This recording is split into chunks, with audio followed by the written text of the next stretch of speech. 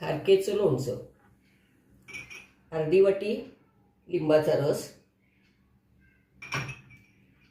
अर्धी वाटी मनुका, 1 वाटी खारकेचे तुकडे, अर्धी वाटी साखर आणि 2 चमचे सैंधव मीठ, पाव वाटी आल्याचा खीस.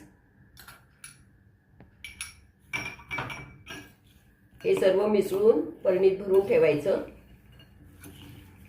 5-6 दिवसात मुरेल आणि मुरल्यानंतर फ्रीजमध्ये ठेवलं की 1 वर्षभर छान टिकतं. आणि हे वाटलं तर ह्याच्यामध्ये आणखी थोडा लिंबाचा रस घालायचा, बुडेल एवढा.